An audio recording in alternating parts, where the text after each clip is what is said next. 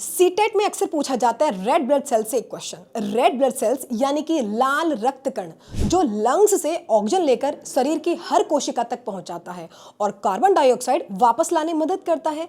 इसलिए आरबीसी को oxygen carrier of blood कहते हैं।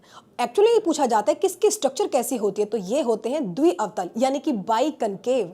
हीमोग्लोबिन होने की वजह से इनका रंग होता है लाल। लेकिन एक इंपॉर्टेंट फैक्ट ये है कि इनमें न्यूक्लियस नहीं होता। न्यूक्लियस नहीं होने का फायदा किसको है? क्योंकि हीमोग्लोबिन को ज्यादा जगह मिल जाती है, और ज्यादा जगह मतलब कि वो ज्यादा ऑक्सीजन को कैरी कर सकता है। हीमोग्लोबिन प्रेजेंट होता है आयरन, जो कि आयरन युक्त एक प्रोटीन बेसिकली ऑक्सीजन से जुड़कर वो क्या बनाता है? ऑक्सी हीमोग्लोबिन बनाता है। और अगर कमी होती है आयरन की तो डिजीज कौन सी होती है? एनीमिया। आरबीसी के निर्माण की एक प्रक्रिया होती है जिसको कहा जाता है क्या भैया? एरिथ्रोपोइसिस। ठीक है, इनका निर्माण कहाँ होता है? इनका निर्माण होता है बोन मैरो यानी कि अस्थि मज्जा में।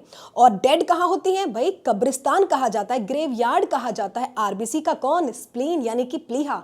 120 दिन के बाद ये स्प्लीन में जाके डेड हो जाते हैं। ठीक है, तो इस तरह के फैक्ट को यदि आपको कंटिन्यूअसली देखना है तो सब्सक्राइब करना मत भूलना। टीचिंग बाय रोजगार विद अंकित। धन्यवाद।